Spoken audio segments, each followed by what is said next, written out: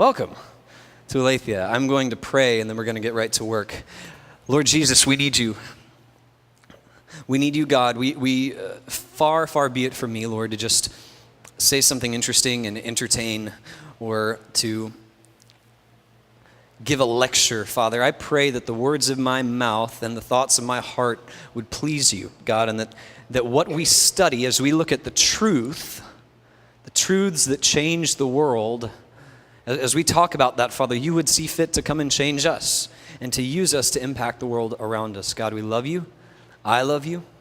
I love these people here, Father, and I pray that you would open our hearts that we could understand you, see you, and know you. In the name of Jesus, amen. In the beginning was the Word, and the Word was with God, and the Word was God, and he was in the beginning with God. All things were made through him, and without him was not anything made that was made.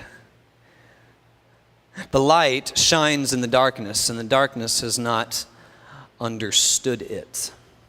The Word became flesh and dwelt among us, and we have seen his glory. Glory is of the only Son from the Father, full of grace and truth. For the law was given through Moses. Grace and truth came through Jesus Christ.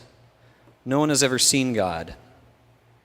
The only God who is at the Father's side, or as some translations say, in the heart of the Father, has made him known.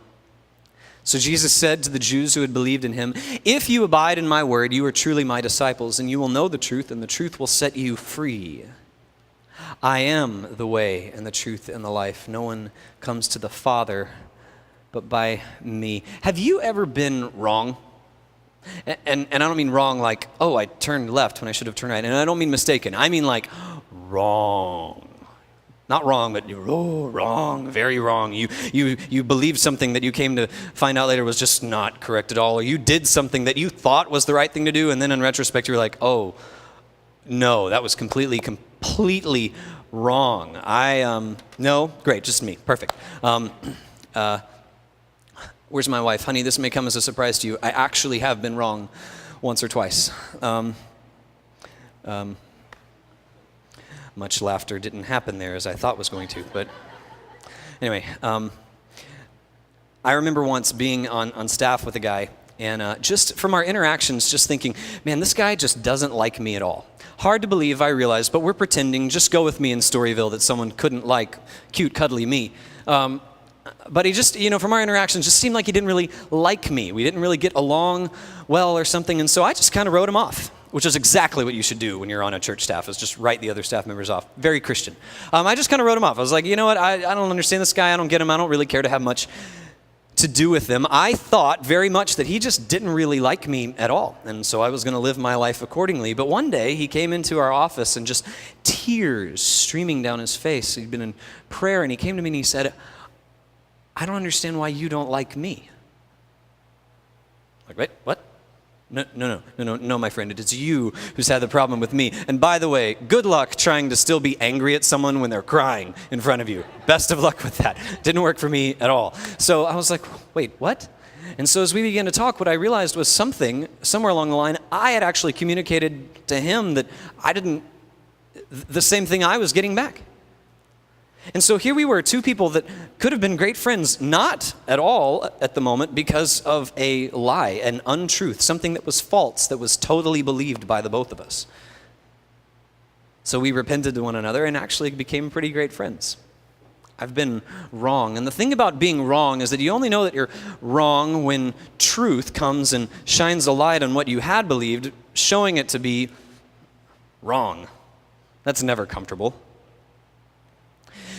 The topic for today is truth. See, we're in the series, This Is How We'll Change the World. And last week, we talked about this idea of gospel rhythm. Okay, the way we like to say around here all the time that Aletheia Church exists to bring the truth, grace, and changing power of the gospel, so that wherever we bring it, wherever the truth, grace, and changing power of the gospel, wherever the gospel shows up, the result is glory for God and joy for everyone who gets it, for everyone who partakes of it.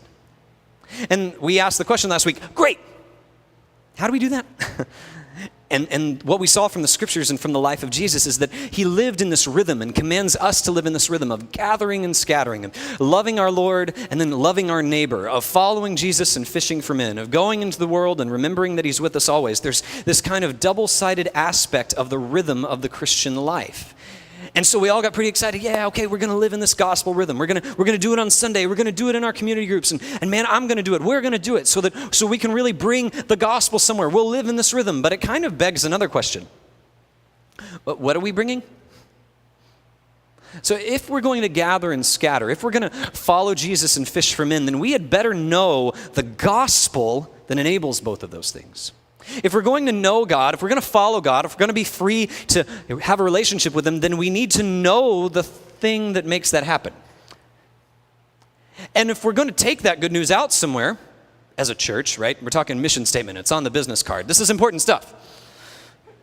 If we're going to do it, what is it that we're bringing? That we're meant to be bringing the gospel somewhere, because it's that very thing that brings us to God. You see this rhythm. And so for the next 3 weeks, we're going to be looking at 3 different perspectives of the gospel. And I'm going to try to do something that every book on preaching tells me that I should never do. So here's what all the books say. I need to take big, beautiful, multifaceted, amazing doctrines like the gospel of God and put them down into wee, tiny, small little bite-sized formats so that simple people like you can get them. I'm not going to do that. I'm not going to do that. Instead, what we're going to do is we're going to peer into this infinitely faceted, beautiful jewel of the gospel. And we're going to look at it from 3 of its biggest facets so that in seeing through this side, we'll see all of the others in a different light. Are you with me? I'm not going to take a wonderful 9-course meal and put a toothpick in it and cut a little piece and hand it to you. I'm going to try and give you a fork and a knife and let you enjoy it yourself. I think that does you a little bit more honor, and I think it definitely honors God a little bit. So today, the perspective that we're looking at of the gospel, if you can imagine a triangle, the perspective that we're starting out with is truth. The content. What in the world do we mean when we say gospel? If the gospel is what brings us to God and the little thing that we're carrying around so that we can help others meet him, then what's the content? What is it that we're shuffling about? I'm so glad that you asked. It's the truth. It's the truth of the gospel. And here's the big idea, the big bag, the basket you can put everything in today that I'm about to say is that the truth sets us free to know God and to make him known. Truth sets us free to know God and to make him known.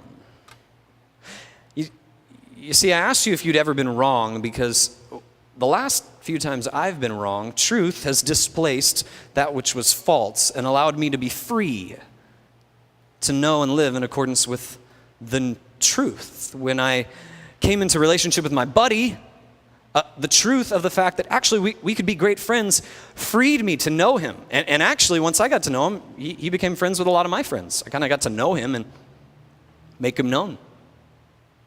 Now imagine this. If that's true for one truth, what if we know the one who is truth?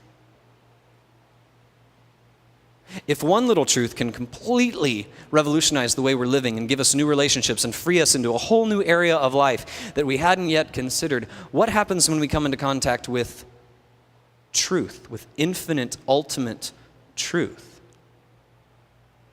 Okay, now, so I recognize where we are. I understand that we are, in fact, in Cambridge, nestled as we are between Harvard and MIT, and I'm sitting here talking about truth. And this is where some of you are kind of beginning to bristle. Some of you perhaps are here and you're, as Pastor Donnie likes to say, you're kicking the tires and checking out Christianity. I'm really, really glad that you're here. This is a great, great place for you to do that. This is why we're here, is to help you interact with the gospel and the people who believe it, so that at least you can get a fair shake on it. But as I talk about truth, I can hear 2 different kinds of objections. Some of you hear the idea of a pastor talking about truth, and you go, whoa. Truth. Well, careful, okay? Because, truth is like the apple is red. Truth is 1 + 1 = 2. Truth is that pastor in front of me is fantastically handsome. These are all verifiable facts. that, they're bullet point propositional statements of reality. But when you start talking about the gospel of the life, death, and resurrection of Jesus, of a God who is infinitely more holy and beautiful than we could ever think, and then him sending his perfect son, his perfect image to the earth to live life for me, to die a death for me, and to rise vicariously for me so that by belief in him, I could have everlasting life. If that's the kind of truth you're talking about, then you got to back up there, guy in the red shirt, because I can't have you proving that to me. Put that on the board and prove it. Now, if that's the kind of objection that you feel, then you fit firmly into a camp called modernism. Welcome. Modernism. Modernism is kind of a cultural, philosophical way to understand reality that has been pretty popular for the last 200 or 300 years, that basically says the way we know truth is by the rational senses: touch, taste, smell, sight, scientific experiment, and logical syllogism, which is fun to say. Syllogism. Anyway, that's how we know reality, and that is a modernist. And if that's you, I want to say I'm extremely glad that you're here, because here's the fun thing about Christianity. This isn't just some philosophical system that I just throw out there. I can't prove it, but you can't disprove it, so good luck. That's not it. Actually, Christianity is a set of beliefs based in real history, such that if those facts of history, like the life, death, and resurrection of Jesus, if they didn't happen, then the whole thing falls apart on itself. There was an Australian TV anchor interviewing a Cistercian abbot, and he asked the abbot, if you get to the end of your life and you find out that all of this was nonsense, will you have led a good life? And he said, well, poverty, charity, and holiness are beautiful in and of themselves. I would have lived my life well. I wonder what you would say. I know what the Apostle Paul would say. The Apostle Paul would say that if the dead are not raised, then we who believe that they are above all men most to be pitied. If this thing isn't true, then this is a stupid hobby. It's a stupid hobby, and we should, get a boat, play golf, do something else. But if it's true, then it matters. And if you're the kind of guy or gal who understands the world this way, then what you should know is that there's actually no more historically verifiable fact than the resurrection of Jesus Christ, such that if you were to discount it, you would have to also discount every other recorded observation of ancient history, because we have something of the order of magnitude of 100 times more documentary evidence of that than if we have, say, Julius Caesar ever existing. Now, obviously, we can't talk about every possible objection, but you should know this. Perfect questions to kind of ask, or perfect kinds of questions to ask. Now, some of you, you're not in this camp. You heard me talk about truth, and some of you are like, careful there, guy in the red shirt.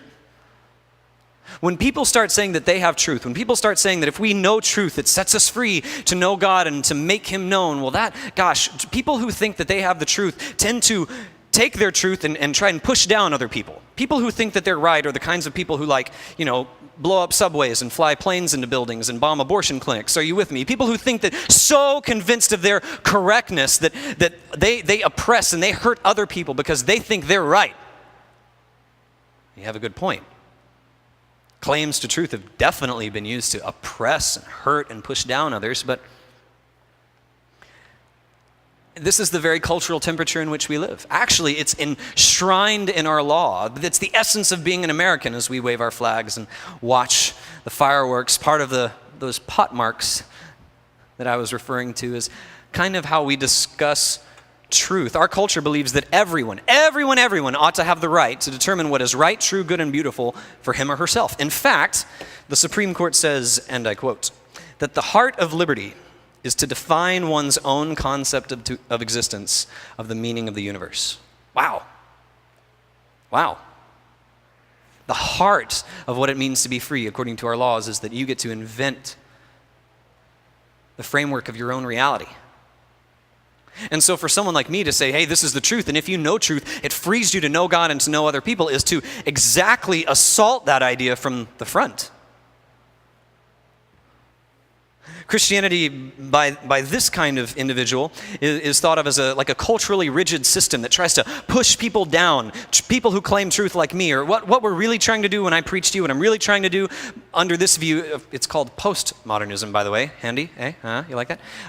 What we're really trying to do is control you. It's what Nietzsche called the Der Wille zur Macht, which sounds so intimidating in German. It means the will to power, trying to push you down so that I can be in charge, so that Christians can really rule the show, run the deal, and be powerful. Here's what I would say to both of those things. See, the modernist wants truth really just to be the bullet points, right? The apple is red, fire is hot, water is wet, kind of bullet points. The postmodernist doesn't like the bullet points. The postmodern kind of mentality says, hey, truth is kind of the property of me, or it's the property of communities, and we'll just kind of get together and we'll feel it all out and we'll come to what we determine is true for us. But truth, true truth, is greater and better than both of those things. The truth that sets us free to know God and the truth that sets us free to make him known is both propositional and personal. It's both propositional and personal. And actually, I don't think I need to convince you of that at all. I think you all already live this way. Keep looking at me if you have a friend or know someone who is human. Great. Then you already believe this. I'll use the example of my lovely wife. I cannot know my wife if I merely know propositions about her. You've heard me use this analogy before. If I hire a team of the 100 best psychologists and psychoanalysts in the world to write me thesis upon thesis about my wife, and I read them and I memorize them, do I know her? No. All right, well, if I live with her and we have a relationship, do I know her and not actually know stuff about her? No. Truth. Relationship with my wife. I know her, and I know stuff about her. It's both propositional and personal. My friend back on staff. I got to know him, and then I got to know stuff about him. You can't know somebody and not know stuff about him. That would be like me coming up to my wife and going, baby, I love to be around you. My favorite things about you, sweetheart, are your blonde hair, your blue eyes, and how great you are at playing tennis. A couple of things would happen. One, I'd be sleeping on the couch because I have just described a totally different woman. And two, I've just illustrated the fact that I don't actually know her because she has brown hair and hazel eyes and doesn't play tennis, okay? But the truth that sets us free to know God and to make him known is all of those things because it's the truth about a person. All right, that was my introduction. I'm just kidding. So what is truth? What is the truth? Jesus said, I am the way and the truth and the life. In the book of John, the reason that I chose these scriptures, because in the book of John, the word truth shows up 26 times. It's the Greek word aletheia. Where have we heard that word? Anyway, the Greek word aletheia, it shows up 26 times in the book of John, and the curious thing about it is what it gets attached to. Part of the time, it gets attached to this other Greek word, logos, which is directly referring to Jesus. I am, in the beginning was the Word, and the Word was with God. Okay, so truth is the Word is Jesus. Great, got it. The other times it gets attached to the words of Jesus. Okay, wait, so truth is the Word, which is Jesus, but truth is also the words of Jesus. Anyone else just experience that slight head pain? Exactly. Truth is both propositional and personal. It's Jesus and everything that is right about him. Truth is the fact that we were made in the beginning in truth. The scripture says that in the beginning God created the heavens and the earth was without form and it was void, and darkness was hovering over the face of the deep, and the Spirit of God was over the face of the waters. And then God said, God the Word shows up and creates everything. That's our Jesus that John 1 is talking about here. We were created in truth, to know truth, and to be in true and right relationships with a true God. And things were beautiful. Things were perfect. Things were good. And our first parents, Adam and Eve, walked with God in the garden in the cool of the day. And I don't even know what that means. And then something came to rupture that, to break it, to harm it. And my daughter's Jesus Storybook Bible, it says that an evil lie came. An evil lie came. Spoken by an evil liar, and it was believed in the hearts of our first parents. And ever since then, that lie that says actually truth isn't God and doesn't come from God, truth comes from self, and it's really about what I define my existence to be. God, you're not on the throne of ultimate reality, not even on the throne of my life. You can be on like the second chair. God, you can be my co-pilot, but I'll be in charge. Thank you. And all of a sudden, this great exchange, a truth for a lie, such that the book of Romans says that we have even exchanged the truth of the immortal God for lies. Have you ever been wrong? I have. And then God starts dropping propositions on us. Hey, do this, don't do this. Love me, don't do this. Bam, it starts with like 413, boils it down to 10. Prophets come, prophets go. Can't obey it, so much so that truth actually becomes a man. And his name is Jesus. And he takes all of those propositions and he combines them into a person, and he shows up and he introduces himself as truth. The truth that sets us free to know God and to make him known is the truth about Jesus, because Jesus is the one who sets us free to know God and to make him known. Now, why are we talking about this? Well, for a couple of reasons. One of the goals of this series of teaching is that you'll have a real clear understanding of what the heck Aletheia Church is. What are we here to do? Well, we are here to bring the truth and the grace and the changing power of the gospel for God's glory and the joy of everyone around us. And the way that we're going to do that is when the truth of the gospel and the grace and the changing power of the gospel so drop in our lives that we begin to live in this rhythm. That our church lives in this rhythm, that your community group lives in this rhythm, and that you live in this rhythm. But the only way that you can really know God and make him known is if you actually know him. If you actually know him. You can't know him and not know right things about him, and you can't know right things about him to the exclusion of knowing him. And so both of these problems are a little bit beside the point. Everything we do around here has to be informed by truth. We can't get together on Sunday morning and just talk about grace and love, and I'll hand you a puppy and a bar of chocolate, and we'll just have a little moment together, and you leave, and golly, you feel good because you're good enough, smart enough, and doggone it, people like you. That's not church. Your community group can't get together and just have a meal and talk about, some random things that happened this week and then hit the road. That's not what we're here to. That you can do that. Please do that. But that's not a community group. In our lives as disciples, as followers of Jesus, if we name the name of Christ and say we're Christians and we're following him, then you don't have the option of not knowing him and knowing right things about him. Truth, it matters. You got to have a little content. Now, we have kind of reacted against truth because our parents and our grandparents kind of grew up with that leave it to beaver generation of this is what you do. Don't ask me questions. Just do what I say and not what I do. And so we react against that and we go, no, forget people telling me what to do. I'm going to figure it out on my own. But baby has gone now out with bathwater. And the pendulum has swung into the complete opposite direction, and we're no closer to knowing any kinds of truth that set us free to know ultimate reality or to make it known. It's no good for me to go without the truth. So here's the great news. The great news about the good news is that there's news. There's actually some news.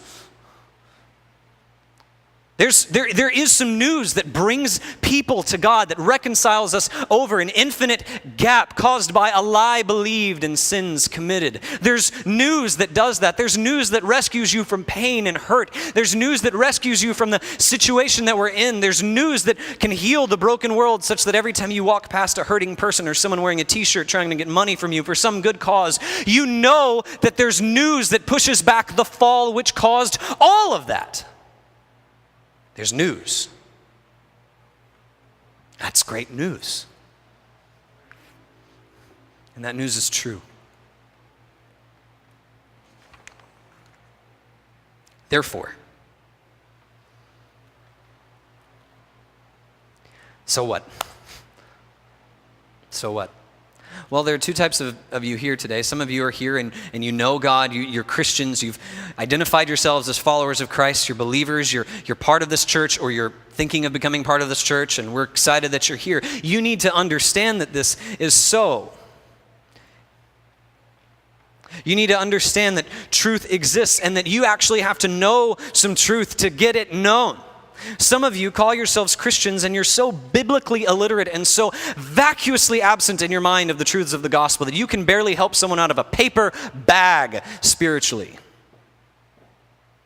So self-concerned about the things that are going on in your life and what's feeding you and what's helping you and what's my major and what's my career and what's my boyfriend or girlfriend doing. Please. I realize that you went to public school and I went to public school for the most part, and you were told that everything centers solely and completely on you.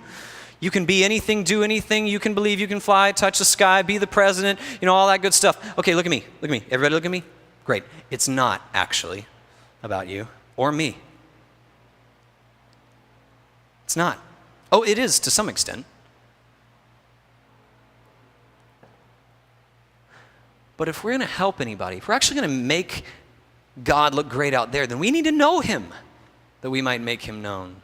I told you truth sets you free to know God and to make him known. Some of you need to know God. Some of you, you're here and you're kicking the tires of this thing, you're peeking over the fence, you're wondering, are the claims of Christianity at all true? And you need to know him. Up to this point, you weren't even sure if you could know him, and this is the great news of the gospel, and this is why we chose the name Aletheia for this church, because it's different from other words that mean truth. Aletheia literally means not hidden, but revealed. See, here's the thing about truth that pushes people down and truth that tries to control the world. It's truth that we manufacture.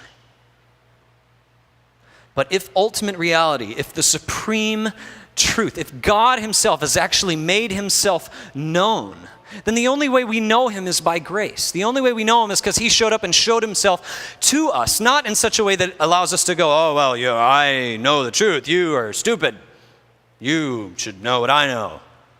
As unfortunately many of us who call ourselves Christian are known for doing. Some of you in here, you don't know truth that sets you free to know God, and you need to know God. You need to know him before you can make him known. Those of you in this modernist camp, you're wondering about specific questions and issues. Man, I'm so glad you're here. I'm so glad you're here. Some of you, I know some of you are kind of feisty, and you got the well, I've read these 3 books and I have these 18 questions. Great. Then do me a favor. Come on to Life and Doctrine and prove me wrong and help me move on with my life, okay? Can we just agree with that? Will you come? Let's interact about that. Let's interact about that. Now, some of you more in this postmodern camp, what I want you to do is to think about coming and connecting to true community where you can actually see it in action, feel it and experience it and know it and therefore make it known, because the truth that you're looking for, the thing, that itch in your soul that nothing that you seem to do, taste, touch, smell, or experience can actually scratch is Jesus. It was made by Jesus to be satisfied in Jesus. So come and connect. Get hooked up on the city. Get in one of our community groups. Check out this new men's group. Get in Life and Doctrine. Get around here. Don't just be the kind of person that warms one of our seats. We're very glad that you're here, but connect. Don't be a hobby churchgoer. It's a dumb hobby. Let me recommend 2 or 3 others to you. But if it's true, if he's true, then he's inviting you up to come and to know him. To come and to know him. Some of you even you've been standing kind of on the precipice of a moment for a while. And he's inviting you up and he's saying, come, know me and make me known. Some of you, you know him and you need to make him known. This is the scattering part. Some of you, though, you're afraid. You're so afraid. You're like, listen, here's how I'll make this. You kind of made this deal with God. Like, Lord, I'll live a good life. I'll help people. I'll make sandwiches for hungry people. I'll give money to poor people. But I just, I don't want to be the kind of person that ever really opens my mouth. Hey, you know what? I'm really glad that God's the kind of person that opened his mouth. I am so glad he didn't treat you that way, or me.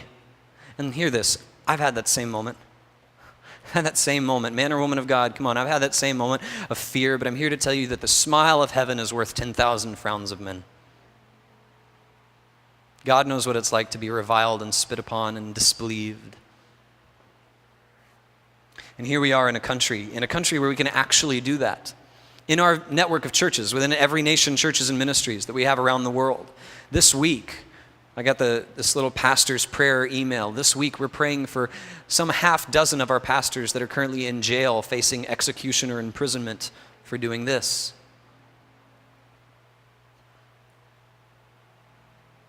The blood of the martyrs of our nation cries out from the ground to use the freedom we've been given. So open your mouth. Some of you got all the vigor in the world and you're untrained. You open your mouth and some truth and all sorts of other things come out. Truth and then, what else you need to come get trained. You need to get hooked up with life and doctrine. You need to walk up to an older man or an older woman in the Lord and be like, hey, could you help me? You need to get real and let someone look at your life and go, ooh, we got to help this. This is really great. You need to be discipled, be mentored, so that you could actually make a disciple and be a mentor. Are you with me? You need to either know him or you need to make him known. You know?